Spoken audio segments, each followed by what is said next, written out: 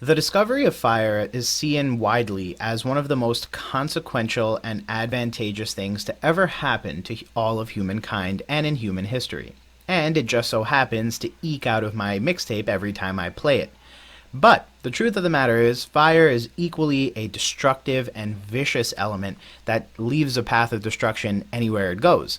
And so, that begged me to ask the question, can I fireproof my Pokemon card collection?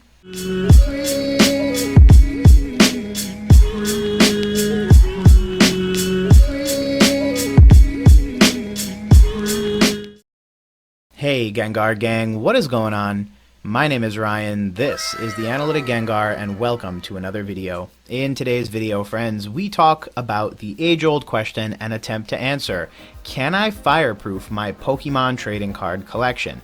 Now, today's video is a follow-up and second sister video to the Can I Waterproof My Pokemon Card Collection video, so definitely feel free to go check that video out. I had some really positive outcomes on the back end of that video that I really think the community should know more about. I won't spoil much of it, but I will say definitely feel free to go check that video out. I strongly encourage you to do so, especially given the fact that a fair majority of America was actually recently victimized by flooding across the country, so I think that topic is more relevant than ever. However, when it comes to fire and the way that fire can destroy homes, I think it's relatively straightforward and simple. Fires tend to happen in homes for a variety of reasons, including things like candles, cooking, electrical fires, lightning fires, and as a result, it's pretty obvious that our hobby is, majority cardboard, which means it's majority flammable, which means it's incredibly important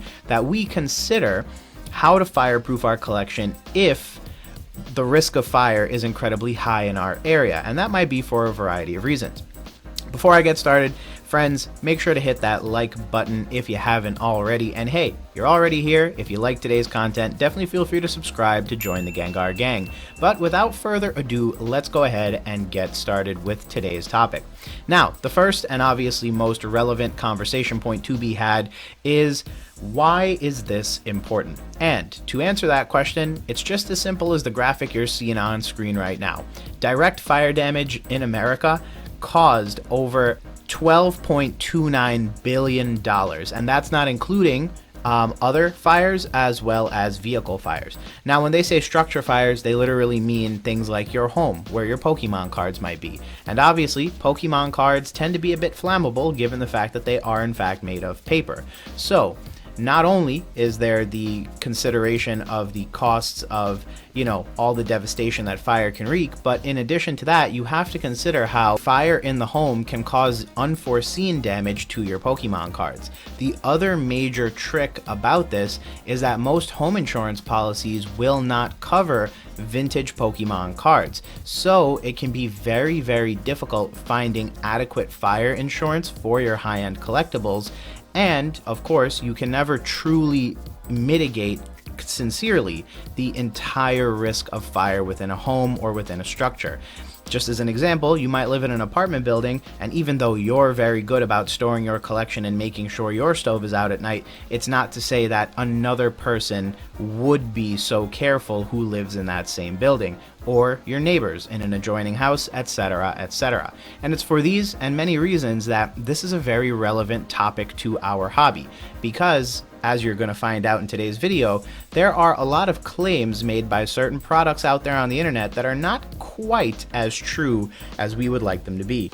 The next tidbit to super quickly go over is the argument of security versus convenience. Now, this is a topic we visited several times on the channel, and so I won't beat upon the topic too much. Here's a very simple visualization of how it works, and effectively, my theory is that security and convenience exist in an inverse relationship. The more security you have, the less convenient it is to get to your things. However, the more convenient it is to get to your things, the less security there generally tends to be.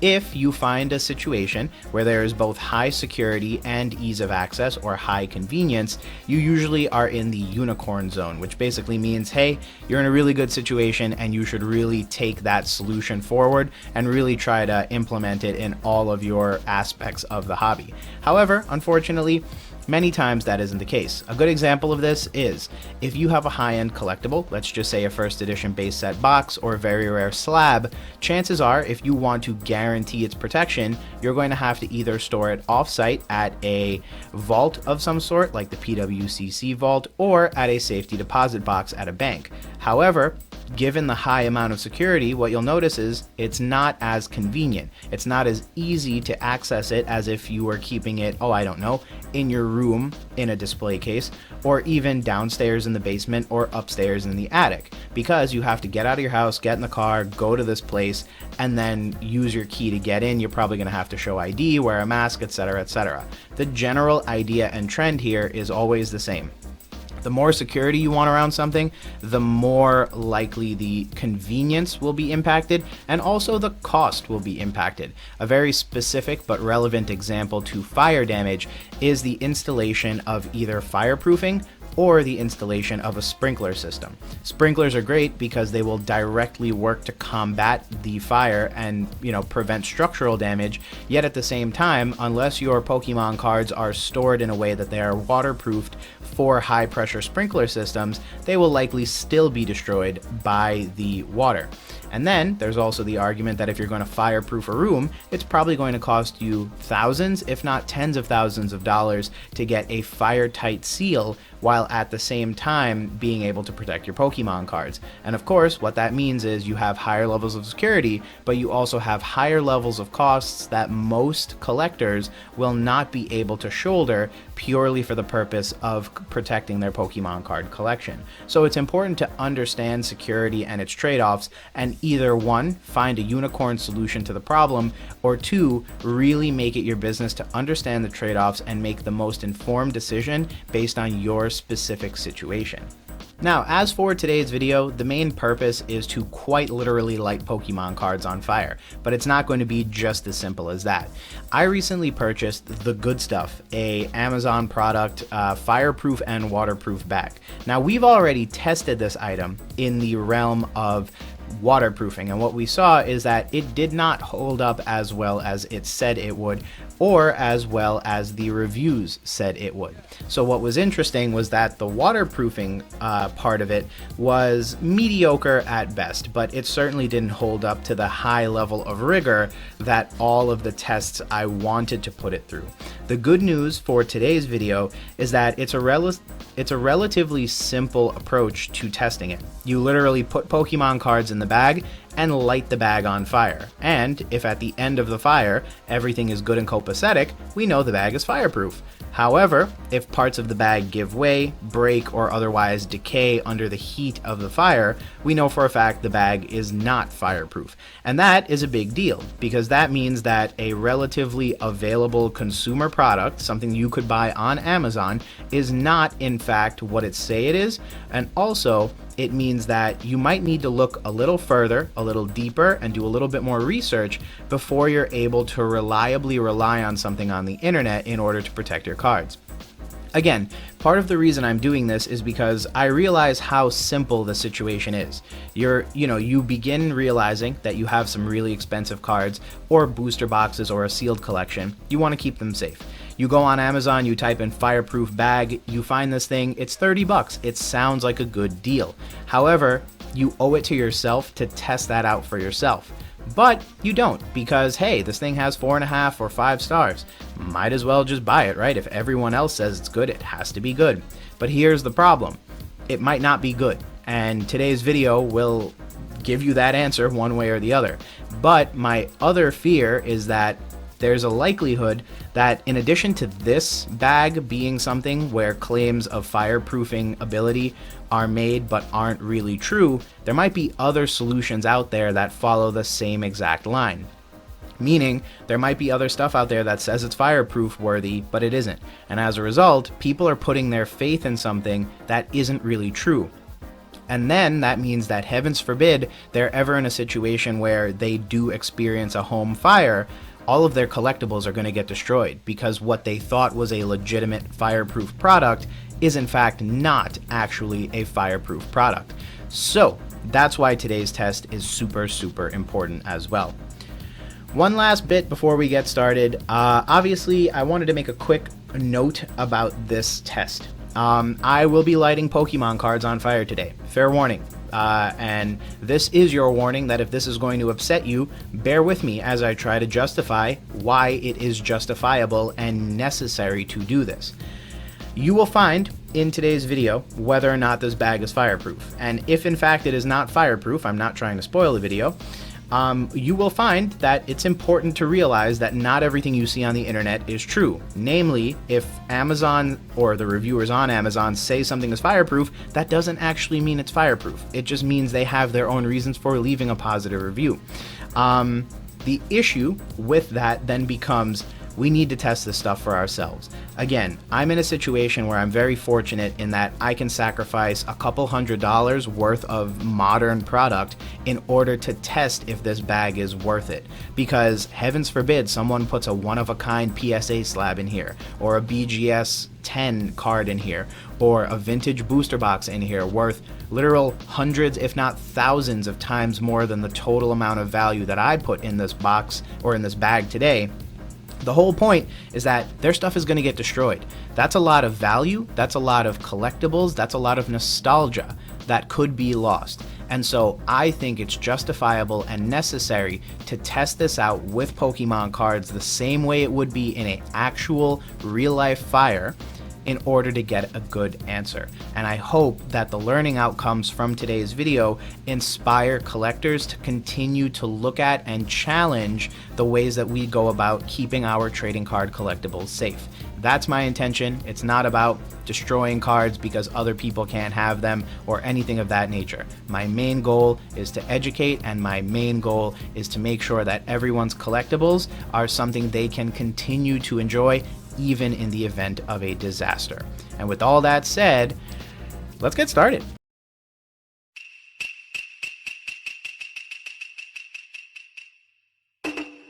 Alrighty, so as you can see, I am in the backyard with my grill, and I'm doing voiceover work, by the way. This isn't the actual camera. I'm going to go ahead and soak down the entire area. I was told that if you're ever going to do something like this, you should probably at least, try to have a source of water relatively close by. So, there's just proof that I have a hose literally right next to me, and that in the event that the fire gets too out of hand, I will be able to very quickly douse it. Here is the bag itself. Obviously, this should look relatively familiar. Now, the way that I'm building this fire today is a little bit different. I'm going to put a piece of wood on the bottom, and then I'm going to have a whole bunch of wood on the side. And I'm basically going to stack the wood around the corners and on top and light everything on fire. Of course, what that means is we're going to start chucking some stuff in there, right? So here you can see on screen a Vivid Voltage booster box. Looking back, it's really cringy to think that I actually put that in there because Vivid Voltage booster boxes went down in value to a recent reprint and then came way back up. So, irony is irony. That card should look relatively familiar. That is a Population 1 PSA 9 Celestial Storm Metagross Hollow. That is some random packs, both sleeved and unsleeved, and then some additional Rebel Clash. So all of that is going to go in there. This should give us a pretty good representation of basically everything that someone could have in their sealed collection. The PSA card has the acrylic, so we'll be able to see how well this stuff stops heat from coming through. And yeah, with all that said, you now have a pretty good setup.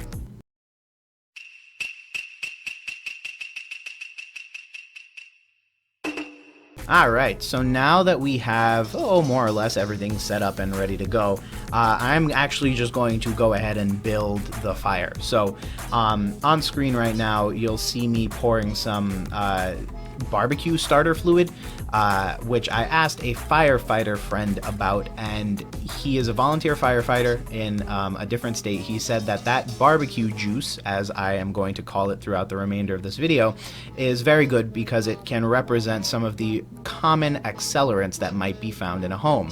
For example, if you have a bottle of oil in your kitchen that becomes part of a larger home fire, obviously it would burn at the temperature oil does, so this barbecue juice is definitely going to help us simulate a home fire. I'm also using wood, mainly because wood is something that is found in almost every single home. And the funny part is that most modern sheetrock does have a level of fireproofing to it. So yeah, the intention is wood burns, and we're gonna see how well it actually burns. So as you can see right now, I am lighting fire in a few different places. It's kind of weird because for one reason or the other, I kind of expected this thing to go up in smoke right away, given that I poured enough barbecue juice on it, but I'm actually kind of shook that it did not. As you can see here in the sped up footage, we really do get like a really nice barbecue kind of going. So at this point, the fire's burning. There's no kind of going back from this, dare I say. And it's most definitely one of those things where, you're probably just going to have to watch it happen now. And obviously that's exactly what I did. There's not really much I could possibly do other than watch it all burn. But at this point, my main goal was to keep the fire going.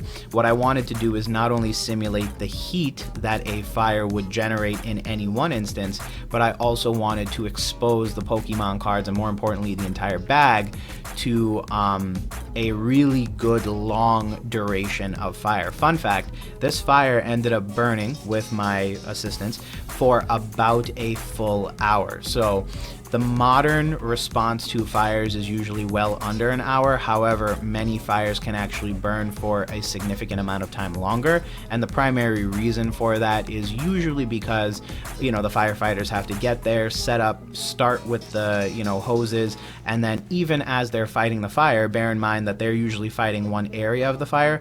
Other areas of the fire may continue to burn or may even get hotter than what they currently are, and that's just primarily driven by how much fire food the fire has. Fire food can be anything from, different parts of your home, or certain things like curtains, bed sheets, rugs, wood flooring, anything of that nature. And it can also be other things such as, all of the different food in your home, or your Pokemon cards in this particular case. One of the interesting things to note, this fire was burning at above 547 degrees Fahrenheit. So I will have the Celsius calculation on screen for you, but that is something that I realized, and I was actually pretty impressed by myself. I'd never thought myself an arsonist, but here I am lighting my own cards on fire. And what I found is, 600 degrees. Now, bear in mind, many home fires will burn at temperatures well in excess of that temperature.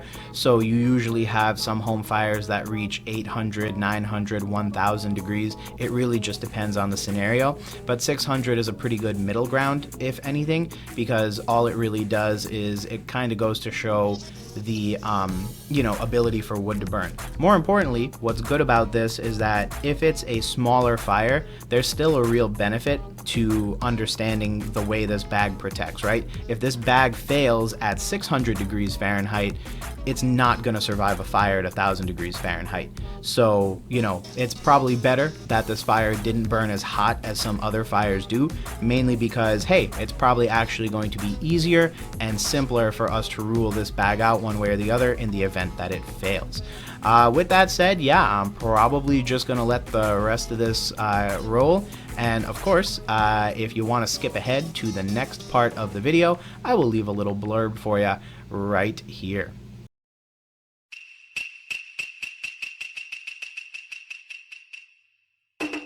Alright, so the fire burned. As you can see, not everything in the wood burnt to an absolute crisp, but I stopped the fire for one reason and one reason only.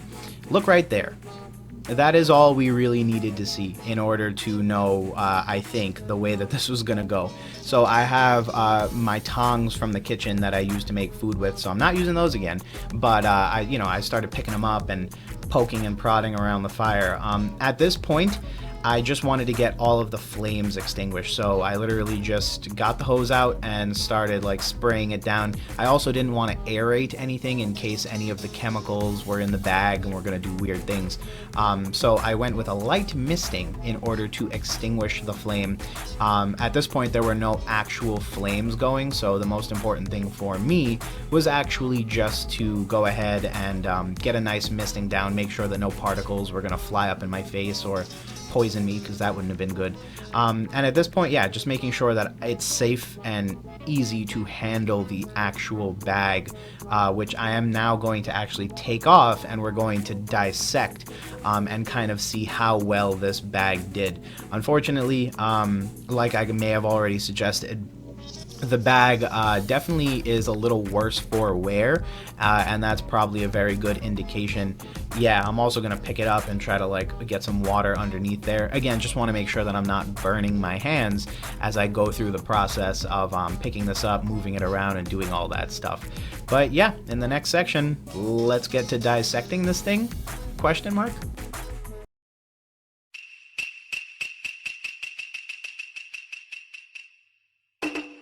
Alright, so here's where the fun begins.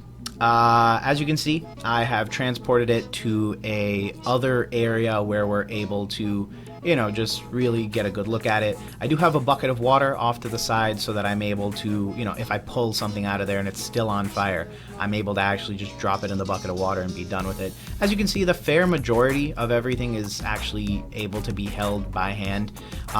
What's interesting is that the wood actually left basically a little mark where that red band was. Literally everything else from that red, though, burned off. That just goes to show you how poor quality this bag was, because it quite literally, like, many of these parts are more or less painted on, which is comical to say the least, right? You can see exactly where the wood was covering, that's where the red is. Everywhere else, the red just literally burnt off. I don't know why on a waterproof and fireproof bag you would have such a superfluous little thing going on over there.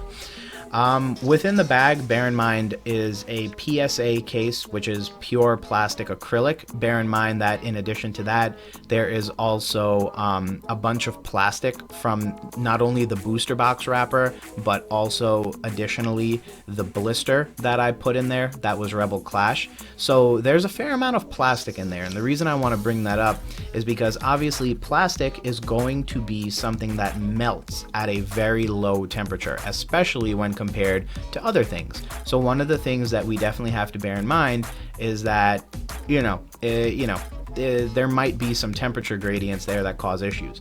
Now here I have that same thermometer that I was using a little earlier. I'm just poking and prodding the bag in certain areas to get a good idea of what the temperature is, and shockingly, the outside of the bag, after watering it, moving it out, and sort of letting it out in the air, is only about 75 degrees.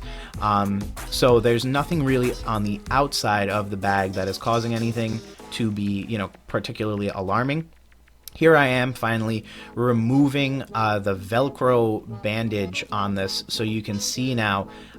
What's funny is that certain parts of the Velcro didn't even survive. So the adhesive or the stitching that holds the Velcro to that top lip ended up just burning away entirely, and now the Velcro is just like melded and melted together.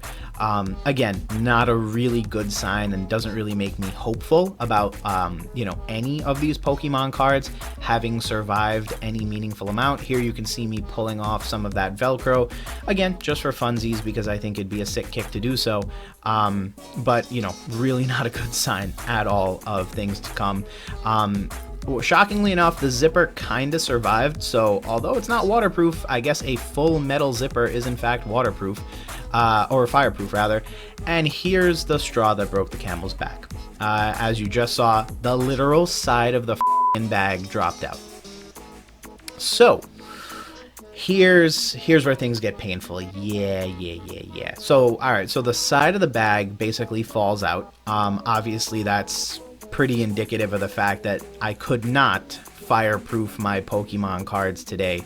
Unfortunately, this bag was not up to snuff. I fumble around with the zipper. Bear in mind it is just a little bit toasty, and you can see the other side of the bag fall out there. And then, yeah, I'm fumbling around a little bit. You'll see me just kind of pull apart the bag, and literally the zipper doesn't even hold together anymore. The stitching that holds the zipper to the side literally just gives way.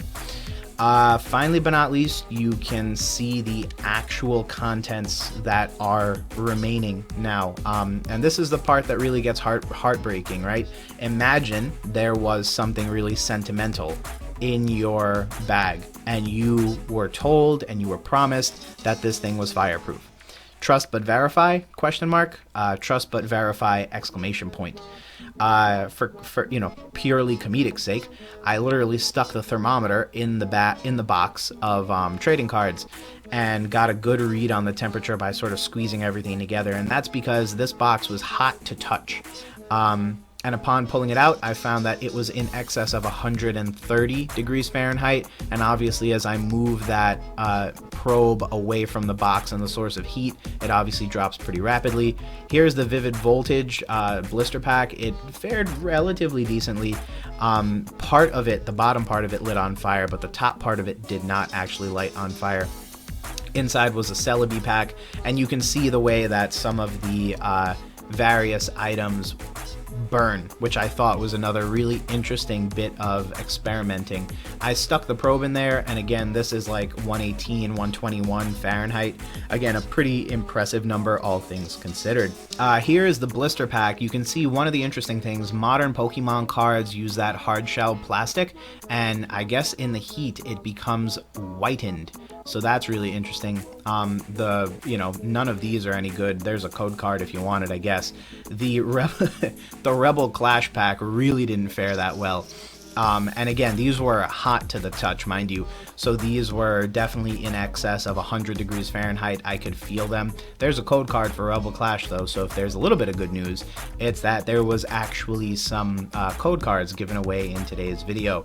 And then, just because I like to torture myself, I was really curious as to what cards I got. It was 106 degrees on the inside. They were pretty much melted together. What I found is that the Pokemon cards themselves will sort of contort and warp under the heat, and then in addition to that, the plastic that they're in will melt and sort of glue them all together in a really disgusting and bad way. So, safe to say that if your Pokemon cards are ever exposed to anything close to fire-like heats, it's likely they won't survive very well. Here was that one random pack of Shining Fates that I opened. With my luck, I thought it was going to be a Charizard VMAX, but I was actually slightly mistaken. It wasn't a VMAX, it was actually a Scorbunny Holo from the Shiny Vault. So, ironically enough, I did get a Shiny Pokemon out of this, and strangely enough, I am lucky because it was a duplicate card. However, you can really kind of see some of the warping and distortion there that I was talking about. It just seems like any foil in any of the cards is also something that warps relatively quickly and really just kind of contorts itself under the heat. Pretty rough, pretty sad, but it is what it is. Definitely one of those things where at this point where your Pokemon cards are exposed to this much heat, there is likely not going to be much of a sort of saving grace for them. They're likely just going to be damaged pretty severely. There's the Shining Fates code, and once they are so badly damaged, it's they're just not getting back there. This guy should look familiar. Still pop 1 of 1, and now I guarantee you this card is definitely one of a kind. Here's what a PSA card looks like when it's been burnt, and that is one of the major issues with a PSA card, right? This has become so brittle, and the card itself is absolutely ruined. It's not like if you drop water on a PSA case and you can wipe it off. Fire just simply destroys this stuff. This is why it's so important to be mindful about how you store your PSA cards, because in the event of a flood, many things could possibly keep them safe. In the event of a fire, the heat alone can cause so much damage. And then here was, in my opinion, the most heartbreaking of the things that came out of this box, the very charred, very crispy Vivid Voltage booster box. Now, I actually have some footage of me opening some of these packs. They were just incredibly hot, I think upwards of 140 degrees in some locations. So the other thing I realized is that your cards will retain heat and they will warp themselves and damage themselves even more, and you can see the temperature reading right there. And what was so weird about these was that I guess a combination of all the plastic as well as the adhesive created a very sticky brown substance. that got basically all over my hands. It's, obviously not a big deal, don't really care too much, but you can see the way this booster box sort of crumpled, and you can see just how weirdly those packs are behaving. They kind of like are glued together in little bricks, and then what I would have to do is I would basically have to like force them apart. Here you can see the singeing that happened. So here's this part of the box was probably sitting very close to an open flame because it basically got cooked, charred, crispy. And then, yeah, here's the other half of that box. Again, just absolutely eviscerated, done, totaled. There's no hope for something like that. So, one of those things.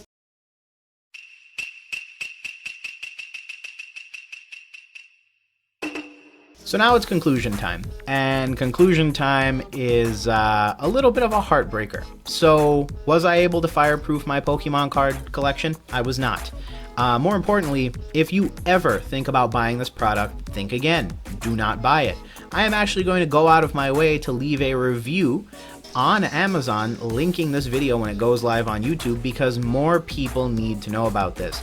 This was a product that is marketed as being 100% fireproof, and with the reviews you would think that's the case, but upon deeper review of those reviews, what you find is most people basically buy it, look at it, say, yeah, looks like it's fireproof, and then proceed to toss it away or put their stuff in it and then put that stuff away assuming it's safe. The thing is that it's not safe. Today's experiment has shown beyond reason of a doubt your stuff is not safe if you buy something like this. And what's even scarier is that this is just one product. There are other products out there that might make the same exact claims, 100% fireproof, and not actually be fireproof. So I can't think about the number and amount of people who are out there right now who might have stuff like this and might have their trading cards in something like this, only to have to realize after today's video, hopefully, hey, I should probably validate the quote-unquote fireproofing capability of this particular item. Obviously, with all that said, it really sucked to see some of these cards and even that slab get destroyed.